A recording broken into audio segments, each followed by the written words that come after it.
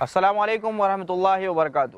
ناظرین، میں عثمان خان حاضر ہوں پھر ایک بار آپ کا پسندیدہ پروگرام لے کر، جس کا نام ہے فضائل رمضان۔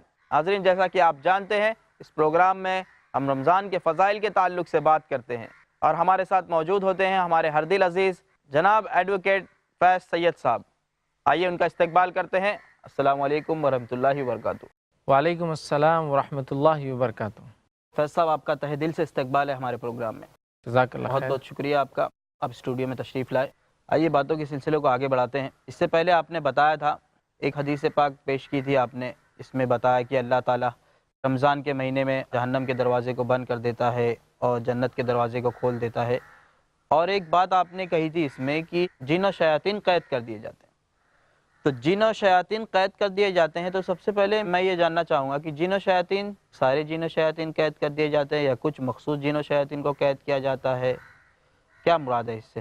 پچھلی مرتبہ ہم نے وہ حدیث دیکھی تھی جو متفق علیہ روایت تھی، صحیح بخاری اور صحیح مسلم کی روایت تھی کہ جنت کے دروازے کھلے ہوتے ہیں رمضان میں، جہنم کے دروازے بند ہوتے، اور سرکش جن اور شیاطین، مطلب وہ جن اور شیاطین جو سرکش ہے، جو انسانوں کو فتنے میں ڈالتے ہیں، جو بہت زیادہ تکلیف پہنچانے والے ہیں، جو اذیت دینے والے ہیں، صرف وہ قید ہوتے ہیں، جی، سارے نہیں ہوتے، یاد رکھیے۔ سرکش جن اور شیاطین، جس کو ایک عام زبان میں ہم دیکھیں تو سمجھ لیجئے ملک کے اگر حالات میں کچھ تبدیلی آ جائے تو کچھ مخصوص قسم کے انسانوں کو جیل میں ڈال دیا جاتا ہے، حالانکہ عمومی طور سے چھٹے ہوئے ہوتے ہیں، لیکن اس وقت کے لیے تو رمضان میں بھی جو ہے سرکش جن اور شیاطین، مطلب سارے جن اور شیاطین قید نہیں ہوتے ہیں، جی، جو سرکش ہوتے ہیں، بڑے ہوتے ہیں، زیادہ تکلیف دہ ہوتے ہیں، انسانوں کو آزمائش میں ڈال دیتے ہیں، بہکاتے ہیں، وساوس ڈالتے ہیں، ان کو قید کر دیا جاتا ہے۔ تو سرکش جن اور شیاطین، ظاہر سی بات ہے سرکش کے اندر سب سے بڑا سرکش تو خود شیطان ہے، ابلیس ہے، جی، وہ اور دیگر اس کے فالوورز، اس کے پیروکار جو بہت شدید طریقے سے انسانوں کو بہکاتے ہیں، تکلیف دیتے ہیں، عبادتوں کو ضائع کرتے ہیں، وہ تمام کے تمام اس ماہ کے حد تک قید کر دیے جاتے ہیں، جس کا اثر ہم دیکھ بھی سکتے ہیں کہ رمضان کا چاند دکھتا ہے، اس کے بعد سے مسجد میں عشاء کی نماز میں جگہ بھی نہیں ملیں گی آپ کو۔ اچھا، یہ ایکچولی ایک بات میرے ذہن میں ابھی آ گئی فی الحال، حالانکہ اس کا ہمارے موضوع سے کوئی تعلق تو ہے نہیں، لیکن ایک ذہن میں بات آ گئی تو میں سوچ رہا ہوں کہ پوچھ لوں۔ اچھا، یہ جن و شیاطین کو موت بھی آتی ہے یا نہیں آتی ان کو موت؟ دیکھیں، جن اور شیاطین جو ہے یہ جس طرح سے انسان ہوتے ہیں، جس طرح سے جانور ہوتے ہیں، ان کی پیدائش ہے اور ان کو نفس ہے، اور اس کے بعد انتقال ہے، ایسا انسان مر جاتے ہیں، جانور مر جاتے ہیں، تو جنوں کو بھی نفس ہے، یاد رکھیے، تو وہ پیدا ہوتے ہیں انسانوں کے جیسا، زندگی جیتے ہیں۔ ہاں، ان کے تعلق سے آتا ہے کہ زندگیاں عمومی اعتبار سے انسانوں کے مقابلے میں لمبی لمبی جیتے ہیں، لیکن ان کو بھی ویسی موت آتی ہے جس طرح سے انسانوں کو موت آتی ہے۔ اللہ تعالیٰ ان کو پیدا کرتا ہے، ان کو ختم تو کر کیا اس کا دیتا ہے۔ مطلب وہ جو ابلیس تھا جس نے آدم علیہ السلام کو بہکایا تھا، وہ زندہ ہے ابھی یا مر گیا؟ ابلیس ایک خاص مخلوق ہے، اس لیے کہ اس نے اللہ سے ڈھیل مانگی ہوئی ہے کہ قیامت تک زندہ رہنے کے لیے، اور جی، اللہ تعالیٰ نے اس کو اتنی مہلت دے دی کہ قیامت تک انسانوں کے دوبارہ اٹھائے جانے تک اس کو حیات دی۔ تو مطلب جنوں کی عمریں کہا جاتا ہے عمر لمبی ہے، اور ایک بات تو طے ہے کہ شیطان کی سب سے زیادہ عمر ہے، اس لیے کہ وہ جب سے بنا تب سے لے کر قیامت تک زندہ رہنے والا ہے، اس لیے کہ اللہ نے اس کو اسپیشل ڈھیل اور چھوٹ دی ہے۔ تو وہ ابلیس ابھی تک زندہ ہے؟ وہ زندہ ہے اور وہ قیامت تک رہیں گا، اور رمضان کے حد تک بہرحال یہ تمام لوگ قید کر دی جاتے ہیں۔ اس ابلیس کو بھی قید کیا جاتا ہے؟ سب کو، سرکش جن اور شیاطین، تو سب سے سرکش تو ابلیس خود ہے، اور اس کے بعد دیگر اس کے پیروکار، تو یہ تو سب قید ہے، جی، جس کا اثر جو میں کہہ رہا تھا کہ آپ اگر چاند دکھتا ہے رمضان کا مغرب میں، تو عشاء میں آپ عموماً پائیں گے کہ مسجدوں میں جگہ نہیں ہوتی، 2-4 دن تو کم از کم جی، نماز کے لیے، اتنا رش ہوتا ہے۔ اور پھر اس کے بعد شوال کا چاند دکھتا ہے، مطلب عید کا چاند جس کو کہتے ہیں عام زبان میں، عید کا چاند دکھتے ہی آپ دیکھیے مغرب میں سمجھ لیجیے روزہ ختم ہوا، لوگ مسجد گئے، 29 تھی تو ظاہر سی بات انتظار کر رہے تھے، آسمان دیکھ رہے تھے، اور 30 تھا تو بالکل طے تھا۔ جی، آپ اس شام میں دیکھ لیجیے، آپ کو مسجد میں عشاء کی نماز میں کوئی نہیں ملے گا، مطلب بہت کم لوگ ملیں گے۔ بالکل تو صحیح اس سے بات۔ پتہ چلتا ہے کہ شیاطین بند ہوئے، تو لوگ عبادتوں میں لگ گئے، شیاطین کھل گئے، اس کا اثر نظر آنے لگتا ہے۔ اچھا، آپ نے بتایا شیطان، جن و شیاطین قید کر دیے جاتے ہیں، تو پھر انسانوں میں دیکھا گیا ہے معاشرے میں کہ رمضان کا مہینہ آنے کے باوجود بھی لوگ روزہ نہیں رکھتے ہیں، کچھ لوگ ایسے ہوتے جو روزے نہیں رکھتے، اور جو عام زندگی چل رہی ہے ان کی، جی جی وہی نماز کی پابندی نہیں ہے، نماز پڑھتے ہی نہیں ہیں، روزے بھی نہیں رکھ رہے، وہی کھا رہے ہیں، مطلب ایسا کوئی تبدیلی ہے ہی نہیں ان کی زندگی میں۔ میں نے دیکھا ہے خود لوگوں کو، آس پڑوس میں دیکھا ہے اپنے، کہ مطلب ان کی زندگی میں کوئی تبدیلی نہیں، تو ایسا کیوں؟ اب رہا سوال یہ کہ جن اور شیاطین جب قید ہے، مطلب سرکش جو ہے، برے جو ہے، فتنے انگیز جو ہے، انسانوں کو تکلیف جو دیتے ہیں یا فتنے میں ڈال دیتے ہیں، عبادتوں سے دور کرتے ہیں، وہ تو قید ہے۔ تو سوال یہ کہ انسان پھر گناہ کیوں کرتے ہیں؟ ان کی لائف سٹائل کبھی کبھار ویسی رہتا ہے، یا رمضان میں بھی وہ گناہوں کو چھوڑتے نہیں ہیں۔ تو یاد رکھیے، اس کی ایک ایسی مثال میں دوں گا بات کو صرف سمجھنے کے لیے، کہ آپ نے پنکھے کو بند کر دیا، لیکن بند کرنے کے بعد بھی تھوڑی دیر پنکھا گھومتا رہتا ہے، جی حالانکہ اب کرنٹ نہیں ہے اس میں۔ تو 11 مہینے جو شیطان نے ہماری نفس کو ٹریننگ اور تربیت دے دی، تو وہ اچانک اس کے بند ہونے کے بعد بھی ہم اس کو نہیں چھوڑتے، یہ ہماری نفس ہوتی ہے جو ہم پہ حاوی ہو جاتی ہے۔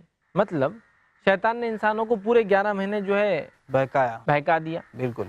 جیسے ایک مثال لیجئے، کسی انسان کو گانے سننے کے فتنے میں لگا دیا، گانا وغیرہ وہ سنتا ہے دن رات، جی رمضان آ گئے تو بھی وہ سن رہا ہے، اس لیے کہ شیطان تو اب اس کو نہیں بہکا رہا ہے، لیکن اس کی نفس ٹرینڈ ہو گئی 11 منتھس جو وہ گانے سننے کا عادی تھا۔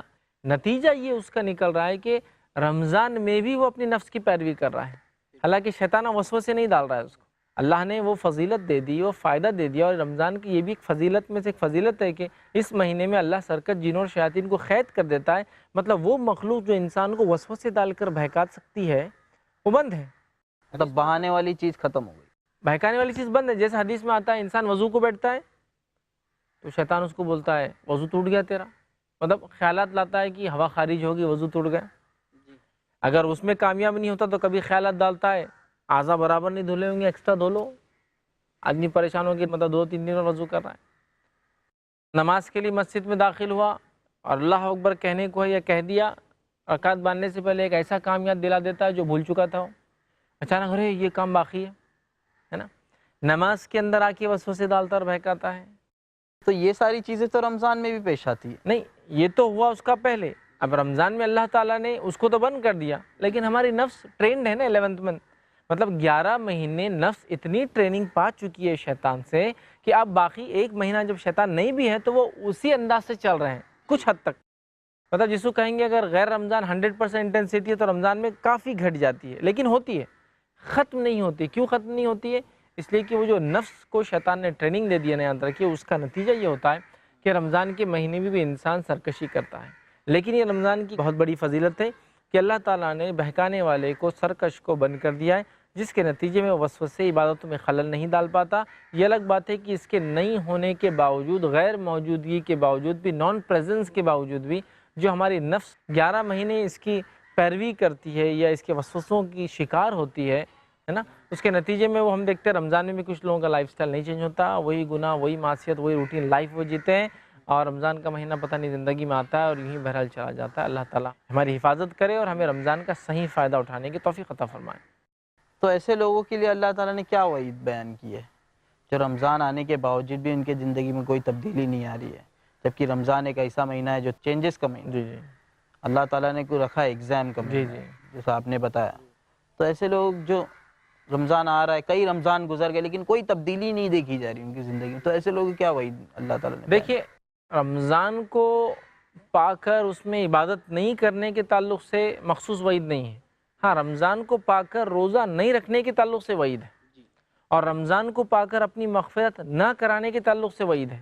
لیکن مخصوص طور سے کیا رمضان میں گناہ کرنے کی کیا وعید ہے؟ ایسی کوئی وعید نہیں۔ ہاں حدیث میں الفاظ ہے، جو رمضان پائے اور رمضان پا کر بھی اپنی مغفرت نہ کرا سکے، وہ آدمی جو ہے بدنصیب ہے، بدنصیب، وہ آدمی بدنصیب ہے جس کو رمضان ملے اور اس کے بعد بھی اپنی مغفرت نہ کرا سکے۔ تو یہ عمومی ہے، جنرل ہے۔ لیکن جیسے آپ کہہ رہے ہیں رمضان میں گناہ کرنے کی کیا وعید ہے، اسپیشل ایسی کوئی وعید نہیں آتی کہ رمضان میں یہ گناہ کا عذاب اتنا بڑھ جائیں گا یا فلاں فلاں ہوگا۔ تو گناہ کے تعلق سے تو میں نہیں کہہ سکتا کوئی وعید ہے، لیکن ہاں یہ بات اپنی جگہ ہے کہ رمضان جیسا مقدس مہینہ پا کر بھی اگر کوئی اپنی مغفرت کا سامان نہیں جمع کرتا تو اس کے بعد اس کو میں نہیں سمجھتا ہوں کہ زندگی میں کوئی اور موقع ملے گا، اتنے اچھے موقع کو، زرین موقع کو ہاتھ سے ضائع کر دیں گا، جبکہ اللہ تعالیٰ نے پورے مواقع رکھ دیے، جنت کو کھول دیا، جہنم کو بند کر دیا، ساتھ میں پھر جس سرکت جن اور شیاطین کو قید کر دیا۔ یہ خود اپنے آپ میں ایک بڑی فضیلت ہے، جس کے نتیجے میں انسان جو ہے عبادتوں کو کھل کر سکتا ہے، من لگا کر، دل لگا کر سکتا ہے، ہول ہارٹیڈلی کر سکتا ہے، چونکہ شیطان مند ہے، لیکن شیطان نے چونکہ 11 مہینے جو ٹریننگ دی تو نفس کہیں نہ کہیں عادی ہوتی ہے، اس کے نتیجے میں ہم لوگ شیطان کی غیر موجودگی میں دیکھتے ہیں کہ لوگ مائل ہوتے ہیں گناہ کی طرف، اپنی لائف سٹائل زندگی کو نہیں تبدیل کرتے۔ جی جزاکم اللہ خیر۔ اب یہ تو بات رہی کہ شیطان کے تعلق سے، اب ایک عبادت کے تعلق سے کچھ چیزیں پوچھنا چاہوں گا میں. رمضان میں خاص طور سے عمرہ، ہر آدمی سوچتا ہے کہ رمضان ہمارا مکے میں گزرے، کعبہ میں گزرے، مسجد حرم میں آدمی نماز پڑھے، جیسا کہ ثواب کے تعلق سے مسجد حرم میں ایک نماز پڑھنے کا 1,00,000 نماز پڑھنے کے برابر ثواب ہے. تو آدمی سوچتا ہے کہ رمضان میں جو عبادتیں کر رہے ہیں وہ، تو رمضان اور عمرہ کا کیا تعلق ہے؟ رمضان میں عمرہ کرنے سے زیادہ ثواب ہے اس کا یا کیا؟ دیکھیے رمضان میں جہاں تک عمرے کا تعلق ہے تو یقیناً رمضان میں کیے گئے عمرے کا اجر و ثواب زیادہ ہے. آئیے حدیث میں آپ کے سامنے رکھتا ہوں. حدیث کچھ اس طرح سے ہے کہ یہ صحیح مسلم کی روایت ہے. جی. نبی اکرم صلی اللہ علیہ وسلم نے ایک مرتبہ ایک خاتون سے پوچھا جس کا ارادہ یہ تھا کہ وہ نبی اکرم صلی اللہ علیہ وسلم کے ساتھ حج کو چلے. تو آپ صلی اللہ علیہ وسلم نے اس خاتون سے پوچھا اور کہا کہ کیا تم ہمارے ساتھ حج کو نہیں چلو گی؟ وہ خاتون نے جواب دیا، عورت نے کہا کہ اللہ کے رسول صلی اللہ علیہ وسلم ہمارے پاس جو ہے صرف 2 اونٹ ہے. ایک اونٹ پر میرے شوہر اور میرا بیٹا خود حج کو جا رہے ہیں اور ایک اونٹ ہم کو پانی لانے کے لیے، کھیتی باڑی کے لیے لگتا ہے، لہٰذا میں نہیں آ پاؤں گی. تو نبی اکرم صلی اللہ علیہ وسلم نے اس خاتون سے کہا اور فرمایا کہ اچھا جب رمضان آئے تو عمرہ کر لینا، اس کا ثواب بھی حج کے برابر ہے. تو یہاں نبی اکرم صلی اللہ علیہ وسلم نے اس خاتون سے کہا کہ رمضان آئے تو عمرہ کر لینا، اس کا اجر اور ثواب بھی حج کے برابر ہے. اچھا، الحمدللہ. تو اس سے پتہ یہ چلا کہ رمضان کے مہینے میں اگر اللہ نے آپ کو یا مجھے استطاعت دی ہے تو ہمیں چاہیے کہ عمرہ ہم کرنے کی کوشش کریں. ٹھیک. اور اسی روایت سے کچھ لوگ یہ کہتے ہیں کہ رمضان میں نفل کا ثواب فرض کے برابر ہو جاتا ہے. اچھا اچھا. چونکہ عمرہ جو ہے نفل ہے، جی، حج فرض ہے، تو عمرے کا ثواب حج کے برابر ہوگا. تو وہ کہتے ہیں عبادت میں نفل کا ثواب فرض کے برابر ہو یعنی جاتا آدمی ہے. اگر نفل نمازیں پڑھے تو اس کو فرض کے برابر کا ثواب. کہتے ہیں لیکن ایسی کوئی دلیل نہیں ہے واضح کہ آپ صلی اللہ علیہ وسلم نے فرمایا کہ نفل نمازوں کا ثواب فرض کے برابر ملے گا. لیکن چونکہ عمرے کا ثواب حج کے برابر ہو جا رہا ہے تو لوگ کہتے ہیں اس کا مطلب ہر نفل کے تعلق سے یہ بات ہوں گی. واللہ عالم، اللہ بہرحال بہتر جانتا ہے اس مسئلے کو. لیکن بہرحال عمرے کے تعلق سے تو الفاظ ہے کہ حج کے برابر ثواب ملے گا، لیکن اس کا ہرگز یہ مطلب نہیں ہے کہ بعد میں زندگی میں حج نہیں کرنا ہے. جی جی. ہوا مسئلہ کیا، ایک خاتون چلنا چاہ رہی ہے، اس کی خواہش تھی کہ اللہ کے رسول صلی اللہ علیہ وسلم کا حج کروں. یہ خواہش کا اظہار وہ کر چکی تھی، تبھی تو رسول اکرم صلی اللہ علیہ وسلم نے جب وہ نہیں چلنے لگی تو پوچھا کیا تم نہیں چلو گی؟ تو کہا اللہ کے رسول صلی اللہ علیہ وسلم مجبوری ہے میری. تو کہا پھر تم کیا کرنا، رمضان میں عمرہ کر لینا، اس میں کیا گیا عمرہ حج کے برابر ثواب دیتا ہے. تو لہٰذا ہم لوگ کوشش کریں کہ جہاں تک ہو سکے، ویسے تو حج کو جانا چاہیے. حج اگر ہو چکا ہے یا حج چونکہ تھوڑا مہنگا ہوتا ہے، کبھی استطاعت نہیں ہوتی انسان کی، تو کم از کم رمضان میں عمرہ کرنا چاہیے، اور وہ بھی نہ ہو تو عام دنوں میں عمرہ کرنا چاہیے بہرحال، تاکہ اللہ کے گھر کی زیارت ہو، طواف ہو اور عمرہ ہو. تو بہرحال اور عمرہ بھی تو حج کی قسم ہے، مطلب یہ چھوٹا حج اصغر ہے اور حج جو ہوتا ہے اس کو حج اکبر کہا جاتا ہے. تو بہرحال تو ہمیں کوشش کرنا چاہیے کہ رمضان میں اللہ نے مال و دولت اگر دے رکھی ہے اور تمام تر جو کنڈیشنز ہیں حج اور عمرے کے لیے اگر ہم اس میں فٹ ہوتے ہیں تو رمضان کے مہینے کو ہم نے ملٹیپل ٹائمز کنورٹ کرنا چاہیے اجر و ثواب میں، اور کوشش کرنا چاہیے کہ عمرے کو جائیں. ایک سوال لوگ یہ بھی کرتے ہیں کیا میں 1 مہینہ عمرے کو جاؤں؟ جیسے عمرہ ٹور جنرلی 1 مہینہ 40 دن کے ہوتے ہیں اور پورا رمضان وہاں گزار کے آؤں تو میرے بزنس کا کیا ہوگا، ابھی بچوں کا کیا ہوگا، عید کا کیا ہوگا، دیگر چیزوں کا، کام کا، معاملات کا. تو دیکھیے حدیث میں یہ نہیں کہ پورا رمضان وہاں رہے، رمضان میں کیا گیا عمرہ، اور عمرہ تو کیا چیز ہے، آپ یہاں سے سفر کر کے وہاں پہنچے 1 دن میں آپ واپس آ سکتے ہیں اگر عمرہ کرنے کی نیت ہی اگر آپ ہے تو. عمرے کو کیا مشکل سے سمجھ لی رمضان میں رش اگر زیادہ بھی ہو تو 3 سے 4 گھنٹے، اور اس سے زیادہ ٹائم نہیں لگتا ہے. تو لہٰذا بالکل کوشش کرنی چاہیے. اللہ نے اگر مال و دولت سہولت حالات رکھے ہیں تو انسان رمضان کے مہینے میں ضرور بھی ضرور عمرہ کرے. اس کا ثواب حج کے برابر ہوتا ہے، لیکن اس سے حج ختم یا ساکت نہیں ہوتا. یاد رکھیے حج اپنی جگہ ہے لیکن اس کا ثواب حج کے برابر ملے گا انشاءاللہ. جی جزاکم اللہ خیر. فیض صاحب معافی چاہوں گا، گفتگو بہت اچھی چل رہی ہے لیکن فی الحال مجبوری ہے کہ ہمیں بریک لینا پڑے گا. ہم جلد لوٹیں گے انشاءاللہ اس بریک کے بعد.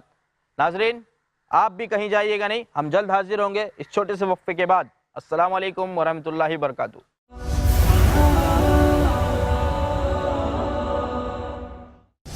پیارے نبی صلی اللہ علیہ وسلم کی آمد سے پہلے ظلم کا شکار ہوتی تھیں بیٹیاں، مان کر مصیبت اور نحوست زندہ درگور کر دی جاتی تھیں بیٹیاں.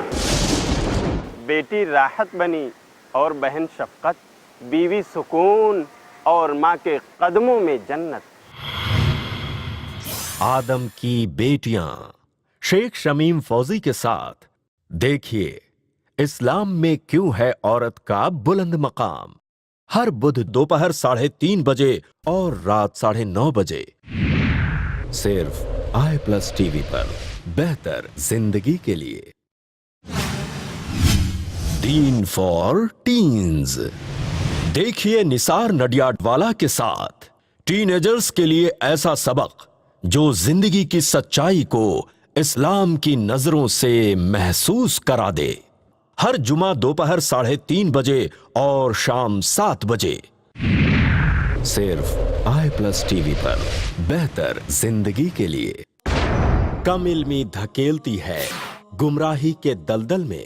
جو لوگ سود کھا رہے ہیں، کھلا رہے ہیں اور اس کے کاروبار میں کسی بھی طرح سے شریک ہے، اللہ اور اس کے رسول سے جنگ کر رہے ہیں۔ شک و شبہات کے جنگل میں سارے لوگ ایک تھے، پھر کیا ہوا؟ شیطانوں نے اتنی بنیادیں پیش کی کہ ہر ایک آدمی الگ ہوتا چلا گیا۔ کیونکہ جہالت ایک بیماری ہے۔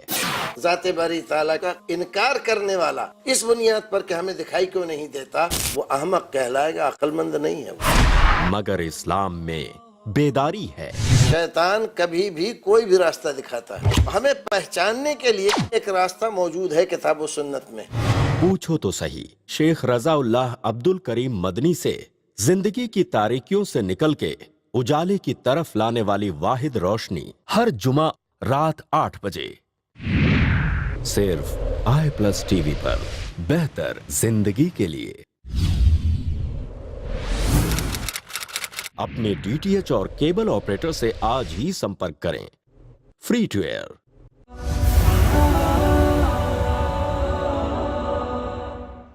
السلام علیکم ورحمۃ اللہ وبرکاتہ۔ ویلکم بیک ناظرین، وقفے کے بعد پھر ایک بار حاضر ہوں پروگرام فضائل رمضان لے کر۔ ناظرین آئیے اپنی گفتگو کو آگے بڑھاتے ہیں۔ جی فیض صاحب، تو یہ عمرہ پورے رمضان میں کبھی بھی کرے تو وہی ثواب ہے، یا آخری عشرے میں کیا جائے تو اس سے زیادہ ثواب ملے گا، ایسا کچھ ملتا ہے؟ دیکھیے عمرہ رمضان میں کیا گیا عمرہ حج کے برابر ثواب دیتا ہے، حدیث کے الفاظ ہیں۔ یہاں یہ نہیں فرمایا نبی اکرم صلی اللہ علیہ وسلم نے کہ عمرہ جو آخری عشرے میں کیا جائے، یا عمرہ جو دوسرے عشرے میں کیا جائے، عمرہ جو پہلے عشرے میں کیا جائے۔ رمضان میں کیا گیا عمرہ حج کے برابر ثواب دیتا ہے۔ اب یہ کبھی بھی ہو سکتا ہے، یاد رکھیے، مطلب رمضان کے ابتدا میں، رمضان کے بیچ میں، رمضان کے آخر میں، یہ کبھی بھی ہو سکتا ہے، یاد رکھیے۔ اس میں کوئی افضل مفضل نہیں بولیں گے ہم کہ پہلے کیا گیا کم ہے، چونکہ حدیث میں الفاظ کہیں بھی ایسے نہیں کہ شروعات کا کم ہے آخر کا زیادہ ہے، تو لہٰذا جب چاہے انسان جو ہے عمرہ کرے رمضان کا مہینہ، اور بس انشاءاللہ عزیز یہ کافی ہے اس کو کہ حج کے برابر ثواب پا لے۔ یہ ایک حج کا ثواب کتنا ہے؟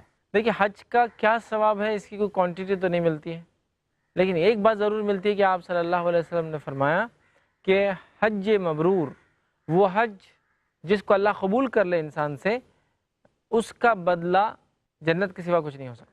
الحمدللہ۔ حج مبرور کا بدلہ جنت ہے۔ ایک روایت میں آتا ہے جو حج کر لیتا ہے وہ ایسا ہو جاتا ہے کہ جیسا اس کی ماں نے اسے ابھی پیدا کیا۔ حج اگر کوئی کرے، حج مبرور کا بدلہ یہ ہے کہ گناہوں سے انسان ایسا پاک سن لیس ہو جاتا ہے جیسے اس کی ماں نے اسے ابھی پیدا کیا۔ لیکن ایک بات یاد رکھیں، یہاں ایسا نہ ہو کہ حقوق العباد انسان زندگی بھر مارے پھر حج کر کے اور بولے اب میرے گناہ معاف ہو گئے، یہ معنی نہیں ہے۔ لیکن جو ہو جاتے ہیں انسان سے، یقیناً انسان ایسا ہو جاتا ہے جیسا اس کی ماں نے اسے آج پیدا کیا۔ عام طور پہ لیکن ایسا دیکھا گیا ہے کہ آدمی زندگی کے آخری پہر میں حج کرنے جاتا ہے۔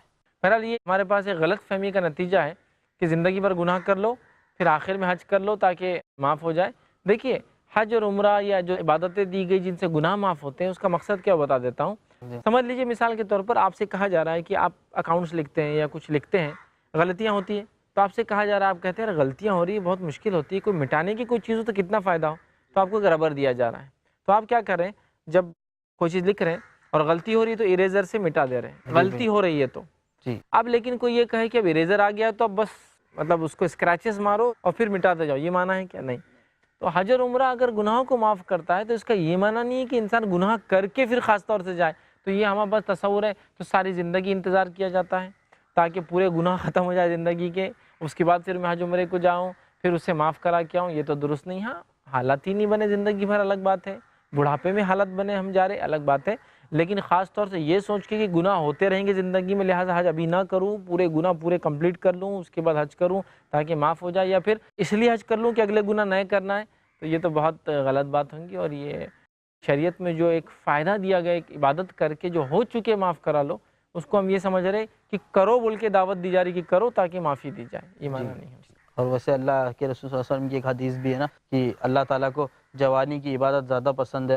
ظاہر سی بات ہے اللہ تعالیٰ کو یہ عبادت، بلکہ حدیث میں الفاظ ہے کہ 7 لوگ جو عرش کے سائے میں ہوں گے اس روز، جس روز کوئی سایہ نہ ہوگا، اس میں ایک ہے وہ نوجوان جس نے اپنی جوانی اللہ کی عبادت میں گزاری ہو، وہ عرش کے سائے میں ہوگا۔ بہت بڑی بات ہے۔ ویسے صاحب ایک بات اور پوچھنا چاہوں گا، روزوں کی کیا اہمیت ہے؟ دیکھیے جو آپ نے سوال کیا کہ روزوں کی کیا اہمیت ہے، آئیے ہم حدیث سے دیکھتے ہیں کہ روزوں کی کیا اہمیت ہے۔ اور حدیث دیکھیے اس طرح سے کہ روزے کی کیا اہمیت ہے، اس کی ہم صرف ایک حدیث سے جانتے ہیں۔ یہ جو ہے مسند احمد کی روایت ہے۔ جی، عبداللہ بن عمر رضی اللہ عنہما اس حدیث کے راوی فرماتے اور کہتے ہیں کہ رسول اکرم صلی اللہ علیہ وسلم نے فرمایا، روزہ اور قرآن، ٹھیک ہے، یہ 2 عبادتیں روز قیامت بندے کے لیے سفارش کریں گے۔ ٹھیک ہے، کیا سفارش کریں گے؟ روزہ کہیں گا، اے میرے رب، میں نے اس بندے کو کھانے پینے سے اور خواہشات پوری کرنے سے روکے رکھا، کیونکہ روزے کی حالت میں انسان صبح سے شام تک کھاتا پیتا نہیں اور اپنی خواہشات پوری نہیں کرتا، جنسی خواہشات، اپنی خواہشات پوری کرنے سے روکے رکھا، لہٰذا اس کے بارے میں میری سفارش کو قبول کر، ٹھیک ہے، قبول فرما۔ اور قرآن کہیں گا، اے میرے رب، میں نے اس بندے کو رات میں قیام کے لیے، مطلب سونے سے روک دیا، یہ قیام رات میں کھڑے کی نماز پڑھ رہا تھا اور مجھے تلاوت کر رہا تھا، جی، ٹھیک ہے، لہٰذا اس کے بارے میں میری سفارش قبول کر۔ اور اللہ کے رسول صلی اللہ علیہ وسلم فرماتے ہیں ان دونوں کی سفارش قبول کی جائیں گی۔ الحمدللہ۔ تو روزے کی کیا اہمیت ہے؟ روزے کی یہ اہمیت ہے کہ روزہ روز قیامت سفارشی بنے گا۔ اب دیکھیے ہم جو ماحول میں رہتے ہیں، لوگوں نے خود ساختہ سفارشی بنا دیے ہیں، ٹھیک ہے، مطلب سیلف ڈکلیئر کر دیا ہے کہ یہ میری سفارش کرنے والے روز قیامت۔ جی، اور کچھ لوگوں نے اپنے آپ کو سیلف ڈکلیئر کر دیا کہ ہم سفارش کرنے والے ہیں، اور کچھ کو لوگ کہہ رہے ہیں یہ سفارش کرنے والے اللہ کے پاس، ٹھیک ہے۔ بالکل۔ اب دیکھیں جس کو لوگ کہہ رہے ہیں اس کی کیا دلیل ہے کہ سفارش کرنے والے، کیا قرآن حدیث نے کہا یہ سفارش کرنے والا ہے؟ اور جو خود کہہ رہا ہے میں سفارش کرنے والا، اس کی کوئی دلیل ہے کیا سفارش ہونے والی ہے؟ لیکن یہاں حدیث میں حقیقی سفارشی ہے، ریئل سینس میں کون سفارش کرنے والا ہے، یہ نبی اکرم صلی اللہ علیہ وسلم بتا رہے ہیں حدیث کے ذریعے کہ روزہ اور قرآن سفارشی ہے۔ تو ان سے کیا تعلق ہے ہمارا؟ دیکھیے آج جو حقیقی سفارشی ہے، ریئل سینس میں ہماری سفارش کرنے والے ہیں، وسیلہ بننے والے ہیں، جن کے الفاظ حدیث میں آ رہے ہیں کہ روزہ اور قرآن سفارشی ہے، اس سے ہم کوسوں دور ہو، اس سے کوسوں دور ہے۔ اور جو نہیں ہے اس کو سیلف ڈکلیئر کر دیا ہم نے، یا سیلف پروکلیم انہوں نے کر دیا، مطلب یا تو ہم نے بول دیا یہ کرنے والے ہیں تو وہ بول رہے ہم کرنے والے ہیں۔ اچھا، یہ ایسے لوگ جو بولتے ہیں اپنے آپ کو ہم سفارشی ہیں، ہمارے پاس آؤ، یا لوگ جنہیں کہتے ہیں کہ یہ سفارشی ہیں ان کے پاس جاؤ، کچھ لوگ اللہ تعالیٰ کے کام جو اپنے ثبوت کر کے لے کے بیٹھے ہیں، تو ایسے لوگوں کے لیے کیا ہے، یہ کیا عمل کر رہے ہیں؟ یہ دیکھیے سب سے پہلے تو اللہ تعالیٰ نے قرآن میں فرما دیا کہ کون ہے جو اس کے سامنے سفارش کرے سوا اس کے جس کو وہ اجازت دے۔ تو اللہ کے سامنے کوئی انسان، کوئی فرشتہ، کوئی نبی، کوئی پیر، کوئی فقیر، کوئی ولی، کوئی انسان، کوئی فرشتہ، کوئی جن سفارش نہیں کر سکتا جب تک کہ اللہ کسی کو اجازت نہ دے۔ آیت الکرسی ہم پڑھتے ہیں نا، اس کا ایک حصہ ہے کہ سفارش کا موقع کسی کو بھی نہیں ملے گا سوائے اس کو جس کو اللہ اجازت دے دے۔ تو سفارش کون کرے گا یہ اللہ بتائیں گا، یاد رکھیے، ہم نہیں بتا سکتے ہیں، یا تو رسول اللہ صلی اللہ علیہ وسلم بتائیں گے، جو اللہ آپ کو بتائیں گے کون کرنے والا ہے۔ تو جو سفارشی کرنے والے جنرلی آتے ہیں قرآن حدیث میں، وہ تو ہمارا ان سے تعلق ہی نہیں ہے، اور جن کے تعلق سے کچھ بھی نہیں ان کو ہم نے خود سے بنا دیا، یہ ہے جو ہماری سفارش روز قیامت اللہ کے پاس کریں گے، اور اللہ قبول کریں گا ہی، دلیل بھی ہے ان کے پاس، مطلب اللہ کو قبول کروانا بھی انہوں نے سفارش، ایسی حالت ہم نے بنا دی۔ یہ ہے قرآن سفارش، یہ ہے روزہ سفارش۔ روزے سے کیا ہمارا وہ تعلق ہے؟ روزہ سفارش کریں گے، یاد رکھیے، ٹھیک ہے۔ تو ہمیں خوب روزے رکھنا چاہیے، رمضان کے علاوہ سنن اور موقعہ روزے، اور اس کے علاوہ نفل روزوں کا اضافہ کرنا چاہیے، اس لیے کہ یہ روزہ سفارش کریں گے، اور کیا کہیں گا؟ اے اللہ یہ بھوک پیاس سے رکا رہا، کیوں؟ اس لیے کہ میرے وجہ سے مجھے رکھا تھا نا، اس لیے جو ہے بھوک پیاس سے رکا رہا، میری سفارش قبول کر، اور اللہ تعالیٰ اس کی سفارش اس بندے کے حق میں انشاءاللہ عزیز قبول کریں گا۔ تو بہرحال یہ بہت بڑی بات ہے، ہمیں روزوں کو حقیقی معنوں میں اپنا سفارشی بنانا چاہیے، یاد رکھیے۔ جزاکم اللہ خیر۔ فیض صاحب بہت بہت شکریہ، بہت ہی اہم باتوں کی طرح آپ نے ہماری رہنمائی کرائی۔